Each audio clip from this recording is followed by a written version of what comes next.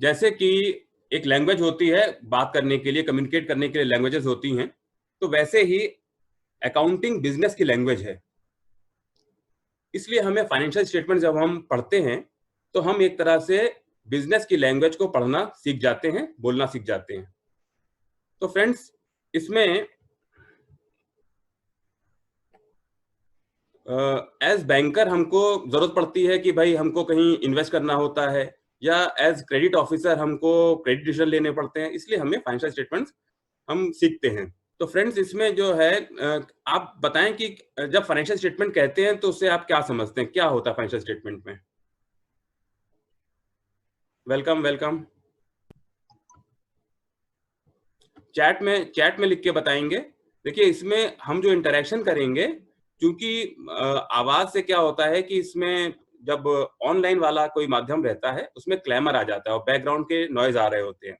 इसलिए जो भी इंटरेक्शन करेंगे, जैसे आपने हैंड रेज किया या आपने कोई अगर बात कहनी है तो आप चैट में लिखिएगा प्लीज। देखिए, ये 5 चीजें हैं जो कि कंपनी लॉ में लिखी हुई हैं। कंपनी लॉ में लिखा हुआ है कि बैलेंस शीट है, statement of profit and loss है। हाँ, सो अभी आप अपना वीडियो ऑफ कर देंगे ओके सर, ओके। और ऑडियो भी ऑफ कर दीजिएगा। बाद में लास्ट में हम लोग कोलाज के लिए ऑन करेंगे।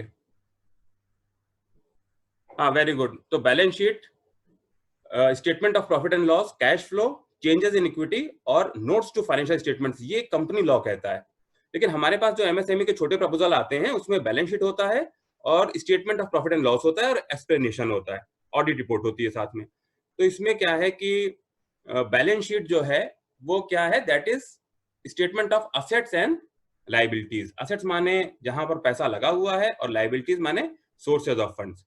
और statement of profit and loss में क्या होता है, इनकम स्टेटमेंट रहता है और क्या खर्चे हैं, उसके खर्चों के बाद क्या नेट प्रॉफिट बचा, ये रहता है।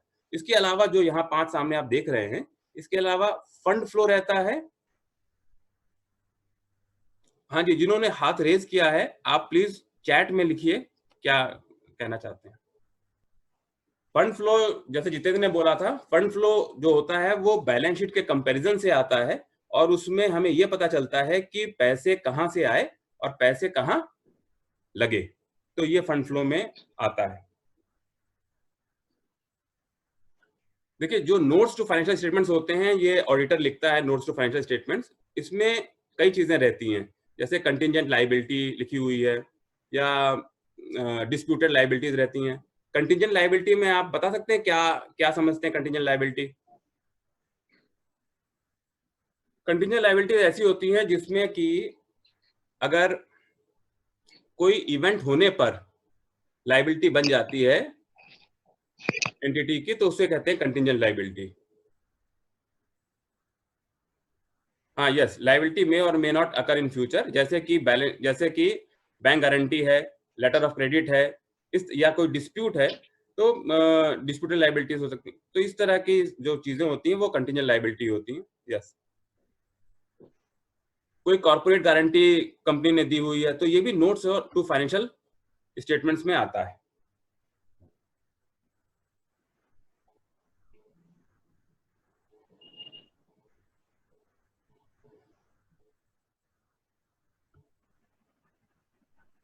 अच्छा, ऑडिटर्स रिपोर्ट साथ में होती है, ये भी बहुत देखना जरूरी होता है। एज अ बैंकर हम बैलेंस शीट का एनालिसिस करना शुरू कर देते हैं, लेकिन एक बार हमको ऑडिटर्स रिपोर्ट में देखना चाहिए कि उसमें क्या क्या लिखा हुआ है। तो उससे हमें बहुत सारी चीजें पता रहती हैं। एक 4 वर्ड आप देख लीजिए। 4 वर्ड हैं: अनमॉडिफाइड, क्वालिफाइड, एडवर्स या डिस्क्लेमर ऑफ ओपिनियन। अनमॉडिफाइड तो सबसे अच्छा है, उसमें अगर अगर कोई भी दिक्कत नहीं है बैलेंस शीट में तो उसमें अनक्वालिफाइड रहता है। हाँ जी अन्विता, आप चैट में लिखिए कोई आपका क्वेश्चन है तो। क्वालिफिकेशन इसमें देखिए क्या है कि 4 तरह का रहता है ऑडिटर्स में। अनमॉडिफाइड माने सब कुछ ठीक है, ऐसे ऐसे समझिए आसान भाषा में। डिस्क्लेमर ऑफ ओपिनियन में लिखिए कि ये समझिए कि कुछ दिक्कत है, लेकिन ऑडिटर को ऐसा कोई एविडेंस नहीं मिल पा रहा है कि वो पिन पॉइंट कर सके कि क्या बात है। तो वो हो गया डिस्क्लेमर ऑफ ओपिनियन, यानी कि अनमॉडिफाइड से थोड़ा वो खराब है। क्वालिफाइड में क्या है कि उसे एविडेंस तो मिला, कुछ गड़बड़ है कि जैसा रिपोर्ट दी गई है वैसा सब कुछ नहीं है। जैसे मान लीजिए कि 70 लाख के उसके पास इन्वेंट्री है, स्टॉक है 70 लाख के, जिसमें 10 लाख का उसने देखा कि उसको ठीक से रिकॉर्ड नहीं मिला उसका, तो ये क्वालिफाइड वो लिख देगा, कह देगा कि हमको कुछ पार्ट इन्वेंट्री का रिकॉर्ड नहीं मिल पाया ठीक से, या उसका प्राइसिंग हम ठीक से नहीं कर पाए, तो क्वालिफाइड बहुत सिग्निफिकेंट नहीं है। एडवर्स माने कि बहुत ही परवेजिव है, कोई गड़बड़ चीज मिली, उसका एविडेंस भी मिल गया, तो वो एडवर्स रिपोर्ट लिख दे। तो ये वर्ड आप ऑडिट रिपोर्ट में देख सकते हैं कि चारों में से कौन सा वर्ड यूज हुआ है। Unmodified is the best, disclaimer of opinion फिर एक दूसरी बात है, और क्वालिफाइड एडवर्स सबसे खराब है। तो ये ऑडिटर्स रिपोर्ट में हम देखते हैं। कई बार क्या है, ऑडिट का वर्ड ही यूज नहीं होता है, बस केवल लिखा रहता है कंपाइल्ड, कि हमने कंपाइल किया, तो ये भी देखना जरूरी होता है। देखिए ये जो फॉर्मेट है, ये वो फॉर्मेट है जो कंपनी लॉ में दिया हुआ है।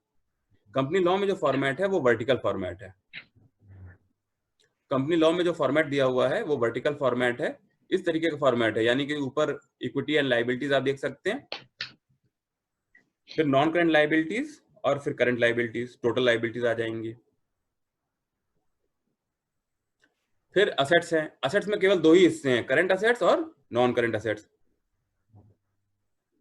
और जो नॉन करंट असेट्स हैं उसके अंदर है फिर fixed assets, non current investments, और इस तरह के non current investments, deferred tax, इस तरह की जो चीजें हैं। तो वो ये जो प्रोफार्मा है, ये कंपनीज एक्ट वाला प्रोफार्मा मैं दिखा रहा हूँ आपको। ये है statement of profit and loss का प्रोफार्मा। इसमें रेवेन्यू फ्रॉम ऑपरेशंस हैं, फिर सारे खर्चे हैं, खर्चों के बाद फिर टैक्स का एक्सपेंस वगैरह है, और उसके बाद देखिए थोड़ा हिस्सा दूसरे पेज पर है, और इस तरह से प्रॉफिट निकाला गया है। लेकिन क्या होता है कि जब हमारे पास बैलेंस शीट आती है तो हम उसको एक दूसरे ही प्रोफार्मा में बांटते हैं, उसमें लायबिलिटी दूसरी होती हैं और असेट्स दूसरे होते हैं।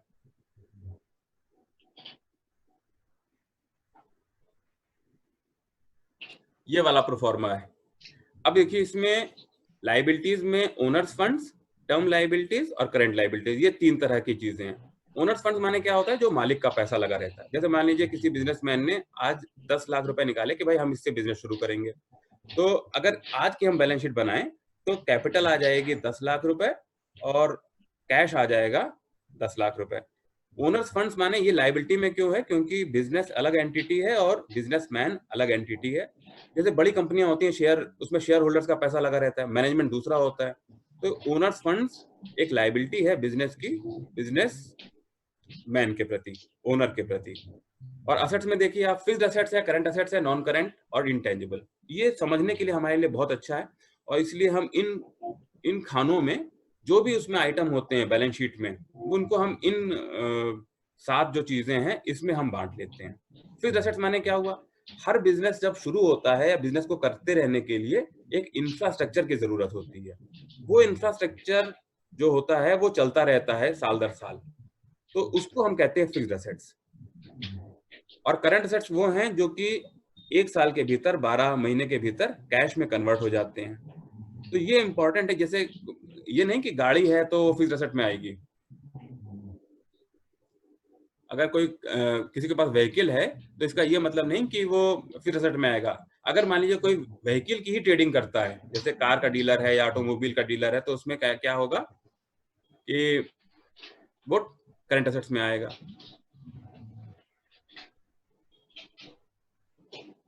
लेट कमर्स का भी स्वागत है, लेकिन टाइम से आना, उसमें क्या होता है कि हम वो चीज रिपीट नहीं कर पाएंगे जो हमने पहले बोली हुई है। अच्छा फ्रेंड्स, ये बताइए कि रिजर्व और आपने प्रोविजन सुना होगा, रिजर्व और प्रोविजन, कोई बता सकते हैं रिजर्व और प्रोविजन में क्या अंतर है? अनसिक्योर्ड या जो लोन होता है उसको हम क्या ट्रीटमेंट करते हैं? अनसिक्योर्ड लोन को चैट में लिख सकते हैं आप। अनसिक्योर्ड लोन का क्या ट्रीटमेंट करते हैं? अगर बैलेंस शीट में आप देखते हैं कि अनसिक्योर्ड लोन लिखा हुआ है, उसको हम क्या करते हैं? देखिए अनसिक्योर्ड लोन जो है उसके 3 तरह के ट्रीटमेंट हो सकते हैं, क्वासी कैपिटल, करंट लायबिलिटी या टर्म लायबिलिटी। तो ये हमेशा क्वासी कैपिटल में हम लोग ले लेते हैं, जैसे अंकित ने कहा कि हम लोग क्वासी कैपिटल में ले लेते हैं, लेकिन हमेशा की बात ये नहीं है। इसमें क्या है कि अगर रिपेमेंट की कोई डेट नहीं है और इंटरेस्ट बियरिंग नहीं है, तो हम उसे क्वासी कैपिटल में हमको ले लेना चाहिए, उसमें आराम से ले सकते हैं। लेकिन अगर रिपेमेंट की डेट 1 साल के भीतर है, 1 साल के भीतर जिसने पैसा दिया है उसे हमें चुका देना है और डेट निश्चित है, तो ऐसी लायबिलिटी को हमें करंट लायबिलिटी में लेना चाहिए। और अगर ये जो डेट है रिपेमेंट की ये बाद में है, 1 साल से बाद के में है, तो उसे टर्म लायबिलिटी में यूज करना चाहिए। ठीक है, ये क्लियर हो गया।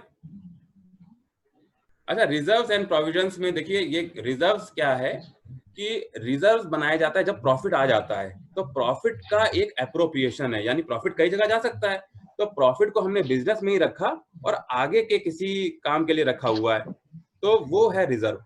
और प्रॉफिट आने से पहले ही अगर हमने किसी खर्चे के लिए, जैसे आप लोग क्लोजिंग करते हैं, जब क्वार्टरली क्लोजिंग करते हैं, बिजली का बिल मान लीजिए 10,000 रुपए महीना आता है, तो ये जून की क्लोजिंग करने वाले हैं, अप्रैल मई में हमने 10-10 हजार रुपए पे कर दिया, जून का भी बिल नहीं आया है, तो हम एक प्रोविजन बना करके रख देते हैं 10,000 रुपए का। तो ये प्रोविजन ये खर्चा यानी प्रॉफिट से उसका कोई मतलब नहीं है, जब प्रोविजन एक खर्चे की तरह से है। तो रिजर्व एंड प्रोविजन में बड़ा कंफ्यूजन होता है, जो कि मैंने अपने एक्सपीरियंस से, आपसे इंटरेक्शन से जो मुझे एक्सपीरियंस मिला है उससे मुझे पता चला कि रिजर्व्स और प्रोविजंस में खर्चा रहता है। प्रोविजन में क्या, जैसे मान लीजिए बैड डेट का प्रोविजन है, किसी ने उधार दिया है, माल बेचा है, सनी डेटर्स हैं, और उसको लगता है कि भाई हम ऐसा है कि हमारे 10% जो हमारी सेल होती है उसका पैसा नहीं आता, तो वो क्या करेगा, प्रोविजन 10% के बुक डेट्स के बराबर प्रोविजन कर देगा। अब अगर ये असेट साइड में है, तो जैसे 100 रुपए का टोटल डेटर्स हैं, 10% का उसने प्रोविजन किया, तो या तो वो क्या करे, असेट में दिखा दे 90 रुपए के डेटर्स, और या अगर 100 रुपए के पूरे दिखाएगा असेट साइड में डेटर्स, तो 10 रुपए के प्रोविजन दिखा देगा लाइबिलिटी साइड में। होप ये क्लियर है। हाँ जी, जो जो हैंड्स रेज कर रहे हैं प्लीज आप चैट में लिख सकते हैं, कोई अगर आप पूछना चाहते हैं तो प्लीज चैट में लिखिए। अनुज, आप अपना इसमें वॉल्यूम बढ़ा लीजिए या अपना नेट चेक करिए। नॉन करंट असेट्स में जैसे कि मान लीजिए कोई बिजनेस करता है और वो पीडब्ल्यूडी का ठेकेदार है, तो उसे कुछ सिक्योरिटी करनी है, सिक्योरिटी जमा करना होता है, तो वो क्या करता है कि सिक्योरिटी उसने कुछ एफडी कर दी 5 लाख की, 10 लाख की, तो ये आप कहाँ लेते हैं, नॉन करंट असेट्स में दिखाई पड़ेगी। हो सकता है उसने करंट असेट्स में दे दिया हो, लेकिन आपको इसको नॉन करंट असेट्स में क्लासिफाई करना है। ऐसे ही एक और चीज रहती है, अगर मान लीजिए ऐसा स्टॉक है जो बिक नहीं रहा, स्लो मूविंग स्टॉक है, स्टॉक रखा हुआ है, लेकिन आप गए थे, आपने मार्च क्वार्टर में गए थे विजिट करने, आपने देखा वो माल पड़ा हुआ है, फिर आप जून क्वार्टर में गए तो भी आपने देखा वो माल पड़ा हुआ है, तो जो स्लो मूविंग स्टॉक होता है उसको भी हमें नॉन करंट असेट्स में लेना चाहिए। जैसे 6 महीने से पुराने जो डेटर्स हैं उसको हमें डीपी निकालने के लिए या करंट असेट्स में नहीं लेना चाहिए, उसको हमको लेना चाहिए नॉन करंट असेट्स में, यानी कि वो बॉर्वर के ही मार्जिन से उसका पैसा, उसमें पैसा लगा होना चाहिए, बैंक का पैसा वहां नॉन करंट एसेट्स में नहीं लगा होगा। अगर हमने वर्किंग कैपिटल असिस्टेंस दी हुई है तो हमारा पैसा नॉन करंट एसेट्स में नहीं लगा होगा। अब बताइए कि करंट एसेट्स में क्या क्या है, आप चाहें तो मन में सोच सकते हैं कि करंट एसेट्स में क्या क्या चीजें आती हैं। मैं अभी आपको नेक्स्ट जो स्लाइड दिखाने जा रहा हूँ वो करंट एसेट्स वाली स्लाइड है।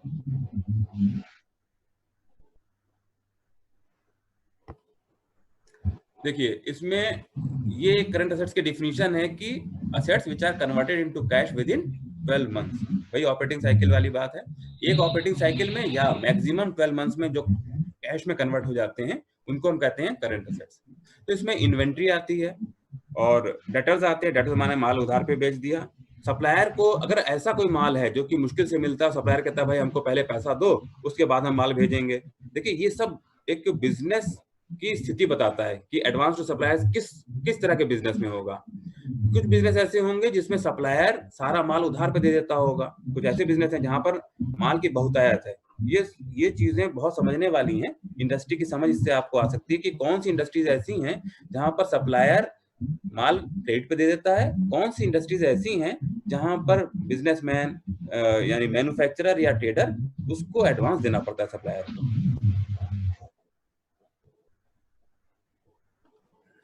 इन्वेंट्री में जैसा आप जानते हैं, अगर मैन्युफैक्चरिंग एक्टिविटी है तो इन्वेंट्री में raw material, work in process और फिनिश गुड्स आता है।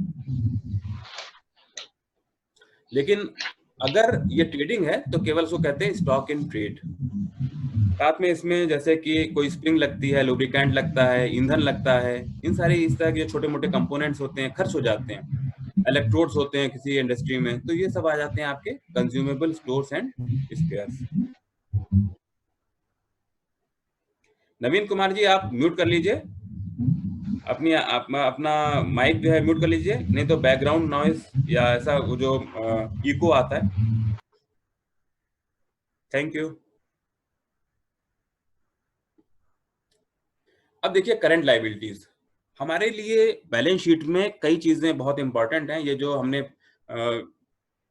एसेट्स में और लायबिलिटीज में जो कंपोनेंट बताए थे,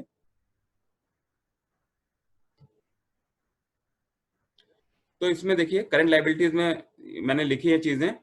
इसमें प्रोविजंस जो हैं करंट लायबिलिटीज में, अगर खर्चा है, खर्चे के लिए हमने निकाला हुआ है, आउटस्टैंडिंग एक्सपेंसेस हो सकते हैं, सन्डी creditors, bank borrowings. Bank borrowings में अगर किसी को कोई सवाल पूछना है, सीसी है, ओडी है, इनलैंड बिल्स डिस्काउंटेड, परचेज या निगोशिएटेड, पीसी है, ऐसे एफबीपी, एफबीडी या एफबीएन, ये सारी लिमिट्स हो सकती हैं। टर्म लोन के इंस्टॉलमेंट जो कि 1 साल से कम के हैं, वो सारे किसमें आ सकते हैं, करंट लायबिलिटी में लिए जाते हैं। अगर हमने करंट रेशियो वगैरह ऐसे लिया है कि हमने टर्म लोन इंस्टॉलमेंट उसमें लिया है या छोड़ा है, तो उसमें हमें लिखना चाहिए कि while calculating current liabilities we have included term loan instalment, या हमने नहीं लिया हुआ है। एडवांस फ्रॉम कस्टमर, देखिए ये भी बिजनेस की सिचुएशन है कि कोई बिजनेस ऐसा हो सकता है जिसमें हमें कस्टमर से एडवांस मिल जाए पहले से ही। अब ये एक कंसेप्ट है मार्जिन फॉर वर्किंग कैपिटल, ये बहुत ही इंपॉर्टेंट कंसेप्ट है। देखिए कई बार क्या होता है, जब लिमिट खराब हो जाती है और अकाउंट खराब हो जाता है, हम जाते हैं रिकवरी के लिए या मॉनिटरिंग के लिए, तो हम देखते हैं कि स्टॉक है ही नहीं बिल्कुल उसके पास। तो ये क्या होता है, क्योंकि उसके पास मार्जिन नहीं था अपना। नीरज, आप अपना ऑडियो बढ़ा लीजिए, उसका वॉल्यूम बढ़ाइए तो आपको मिलेगा। तो अगर बिजनेस चल रहा है तो हमें देखना चाहिए कि current assets minus current liabilities, इससे हमें पता चल जाता है कि नेट वर्किंग कैपिटल या जो उसका पैसा करंट असेट्स में लगा हुआ है, मार्जिन फॉर वर्किंग कैपिटल जिसे कहते हैं, वो हमें पता चल जाता है कि कितना है नेट करंट असेट्स।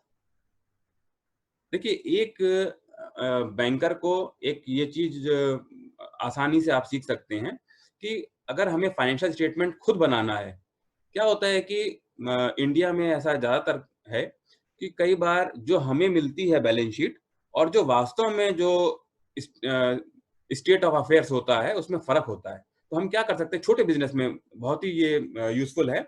आप उससे इंटरव्यू लेते समय पूछिए कि भाई साहब आपका, या कि ये चीज कितने की है, आपकी जो मेज कुर्सी लगी हुई है फर्नीचर, ये कितने रुपए का करीब आपको लगता है, कितने का होगा, माल आपके पास कितने का है, आपने इसमें से कितना आपने चुका दिया है, कितना पेड फॉर स्टॉक है, कितना अनपेड फॉर स्टॉक है, आपका बाजार में माल जो आपने बेचा हुआ है उधारी वो कितने की है, किसी विभाग में आपका कोई सिक्योरिटी डिपॉजिट रखा हुआ है, ऐसे सारी चीजें, सारे असेट्स आप पूछ लीजिए और उन असेट्स का टोटल कर लीजिए।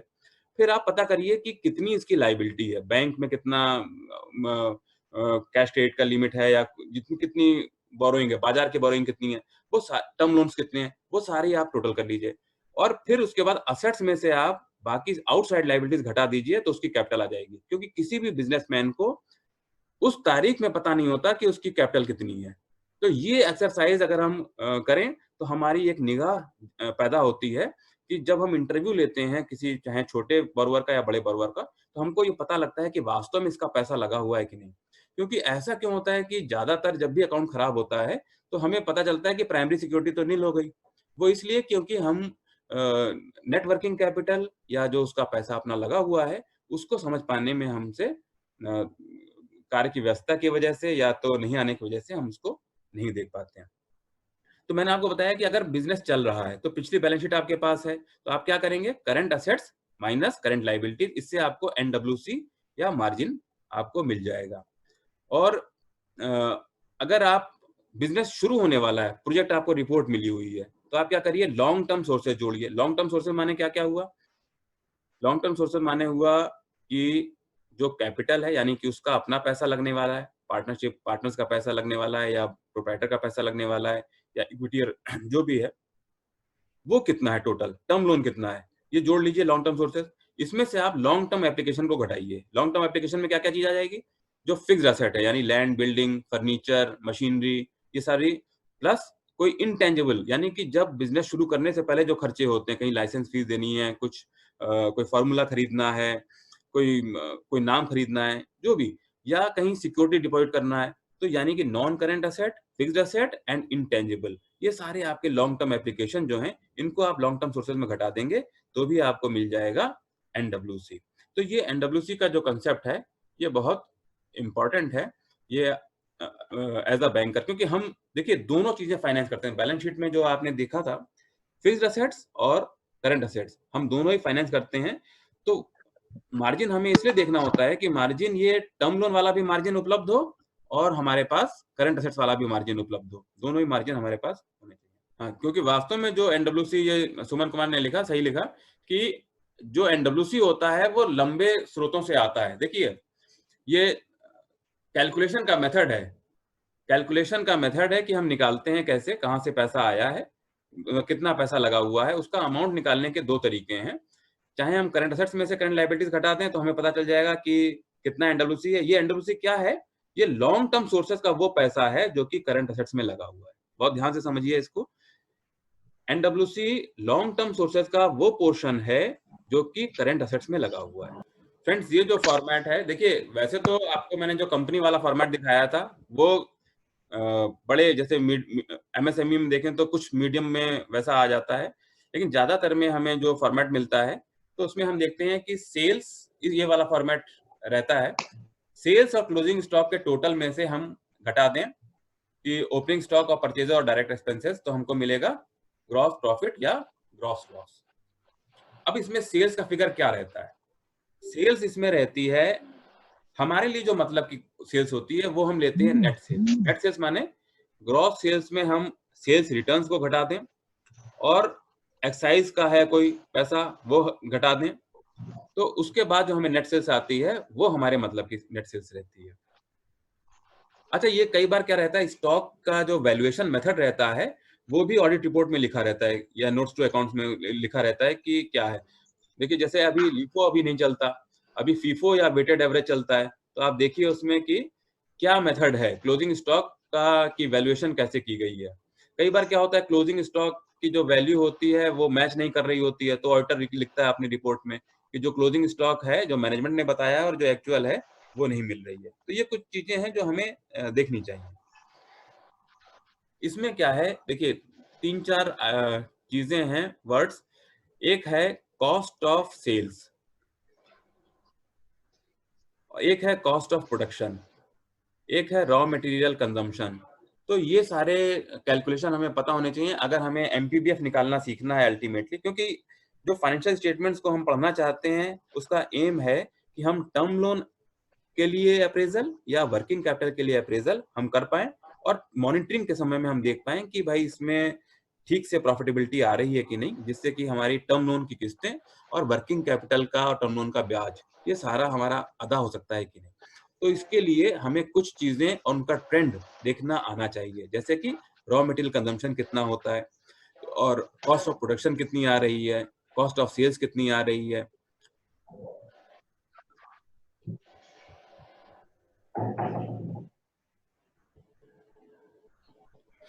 अच्छा, अब देखिए ग्रॉस प्रॉफिट में ये अदर इनकम एक रहता है। ग्रॉस प्रॉफिट के नीचे अदर इनकम है। अदर इनकम मतलब ऐसी इनकम जो कि बिजनेस से रिलेटेड नहीं है। इनकम हुई है, बिजनेस में वो पैसा आया है, लेकिन बिजनेस एक्टिविटी से नहीं आया है। तो ये क्या हो सकता है, जैसे कि कोई कबाड़ बेच दिया, या मान लीजिए कि बिजनेस ने कहीं इन्वेस्टमेंट किया हुआ है और उस इन्वेस्टमेंट से डिविडेंड आ गया, या कोई प्राइस बढ़ गया उसमें और हमने बेचा तो विंडफॉल कोई रिटर्न आ गया। तो ये बिजनेस अदर इनकम, हम चूंकि बिजनेस एक्टिविटी का ट्रेंड देखना चाहते हैं इसलिए अदर इनकम को आमतौर पे घटा करके देखते हैं कि अदर इनकम से पहले क्या प्रॉफिट है या लॉस है। तो हम क्या करें, नेट नेट प्रॉफिट में से हम अगर अदर इनकम को घटाएंगे तो हमें पता चल जाएगा कि in profit from business activity क्या है। अच्छा, इसमें डेप्रिसिएशन जैसे एक टर्म आती है डेप्रिसिएशन।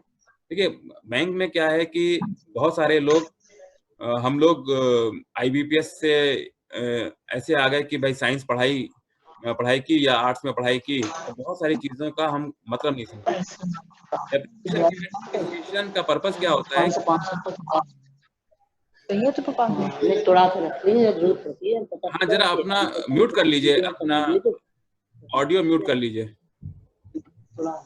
डेप्रिसिएशन का पर्पस क्या होता है? डेप्रिसिएशन का पर्पस होता है कि कंटिन्यूटी ऑफ बिजनेस मेंटेन करने के लिए, यानी कि जो फिक्स्ड एसेट्स हैं, मान लीजिए कोई फिक्स्ड एसेट ऐसा है कि जिसकी 10 साल उसकी इकोनॉमिक लाइफ है, तो हम डेप्रिसिएशन करते रहते हैं, तो हमारे पास पैसा उपलब्ध हो जाता है कि 10 साल बाद हम उसको रिप्लेस कर लें। तो इसलिए डेप्रिसिएशन को हम एक्सपेंस में दिखाते हैं, जबकि वास्तव में आप बैलेंस शीट देखोगे तो आपको पैसा दिखाई पड़ेगा, वो पैसा कहीं गया नहीं है। तो इस तरीके से ये एक है अपना जो खर्चे हम घटा देंगे ग्रॉस प्रॉफिट और अदर इनकम में से, बाद में हमारे पास नेट प्रॉफिट आएगा। अब मैं चाहता हूं आप ये बताओ कि नेट प्रॉफिट जैसे जो है उसका हम क्या करते हैं, प्रॉफिट कहां कहां जाता है?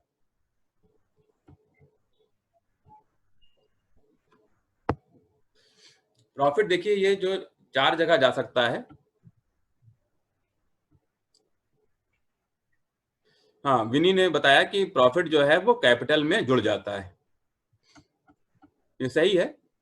तो प्रॉफिट जो है अगर वो रिटेन कर लिया बिजनेस में तो वो हमारा कैपिटल में जुड़ जाता है। लेकिन देखिए टर्म लोन की जो मूलधन की किस्तें होती हैं वो भी प्रॉफिट से ज्यादा होती हैं। तो यानी कि एक उसका यूज ये है कि जो टर्म लायबिलिटी है उसको चुकाया जाता है। टैक्स जो देना ही है, अगर प्रॉफिट आया है तो सरकार को टैक्स देना है। और कुछ जो बिजनेसमैन है वो अपने खर्चे के लिए तो निकालेगा, तो अपने खर्चे के लिए भी निकालता है वो, यानी कि अगर कंपनी है तो डिविडेंड देता है, और अगर कोई प्राइवेट मतलब प्रोप्राइटरशिप है या पार्टनरशिप है तो वो ड्राइंग्स होती हैं। तो ये इनके बाद जो बचता है वही, यानी कि गवर्नमेंट को टैक्स देने के बाद, अपना लोन चुकाने के बाद, और बिजनेसमैन जो अपना पैसा निकाल लिया, उस इन तीनों के बाद जो पैसा बचता है वो ही बिजनेस में आता है। और ये जो बिजनेस में आता है इससे हमारा इम्पैक्ट ये होता है कि कैपिटल उतनी बढ़ जाती है। हाँ, ये जो है रिजर्व में जाता है पैसा, बिल्कुल सही बात है। अगर कंपनी होती है तो वो रिजर्व में जाता है पैसा, लेकिन अगर पार्टनरशिप या प्रोप्राइटरशिप है तो सीधे कैपिटल में ऐड कर देते हैं। फ्रेंड्स, ये मैं आपको बताना चाहता हूँ कैश फ्लो को बहुत डिटेल में मैं नहीं बताने जा रहा हूँ अभी, लेकिन कैश फ्लो एक बहुत ही इंपॉर्टेंट टॉपिक है हम लोगों के लिए, क्योंकि आपको पता होगा कि जहाँ सीजनल एक्टिविटी होती है वहां पर हम कैश बजट बनाते हैं। कैश फ्लो और कैश बजट ये एक दूसरे के सिनोनिम ही है। अगर हम मंथली बेसिस पे जब बनाते हैं ना कैश फ्लो, तो उसको बोलते हैं कैश बजट।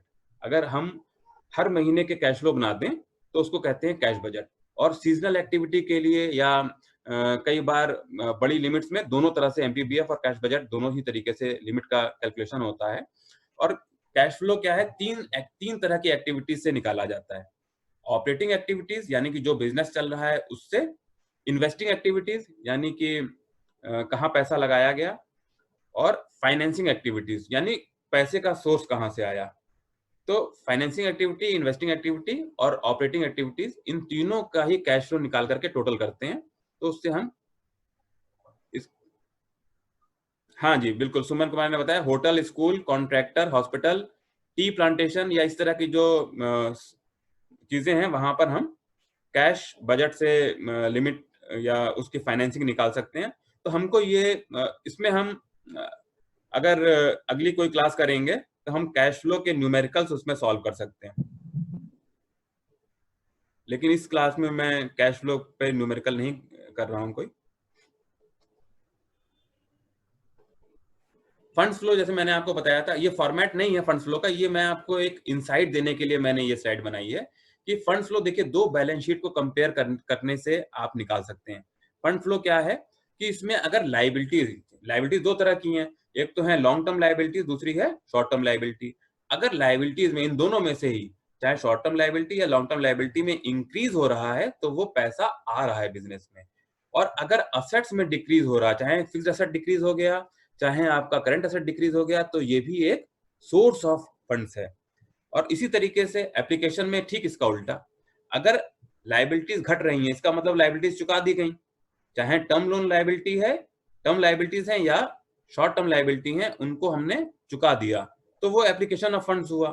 जैसे मान लीजिए एक मशीन है, मशीन ले ली, मशीन खरीद ली तो क्या हुआ, इंक्रीज इन एसेट, तो ये क्या हुआ, एप्लीकेशन।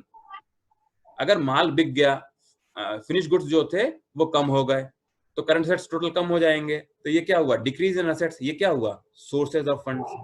तो इस तरीके से हम ये देखते हैं कि पैसे कहाँ से आए और कहाँ गए।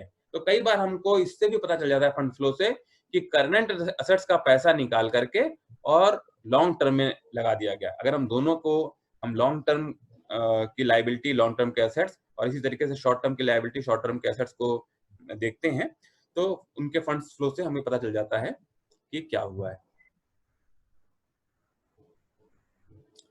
तो फ्रेंड्स ये छोटी सी चीजें थी जो मैं इसमें इस क्लास में कवर करना चाहता था। अब मैंने ये नोटिस किया कि हम लोगों का जो इंटरेक्शन है वो इसमें काफी नहीं हुआ, और अगर आपके मन में क्वेश्चंस हैं तो जो हमारा व्हाट्सएप ग्रुप है उसमें आप क्वेश्चन डाल सकते हैं, तो उसको हम लोग डिस्कस कर लेंगे आपस में और जो इंसाइट होगी वो निकल के आएगी। तो इसमें हम जो मैंने ये 4 क्लासेस इसमें नीचे लिखी हुई हैं, उसमें हम लोग वो जूम मीटिंग बाद में कर सकते हैं, रेशियो एनालिसिस के ऊपर या वर्किंग कैपिटल असेसमेंट के ऊपर। एक हम कैश फ्लो भी बनाने के लिए कर सकते हैं, assessment of LC limit, term loan assessment, इसकी कर सकते हैं। अच्छा फ्रेंड्स, अब मैं रिक्वेस्ट करूंगा कि आप लोग अपना वीडियो ऑन करें जिससे हम एक कोलाज ले सकें।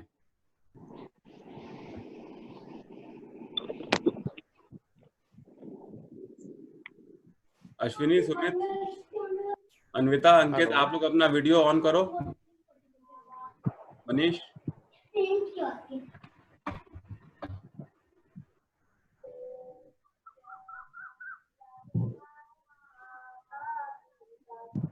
मैं पहचान में आ रहा हूँ वैसे? हाँ सर।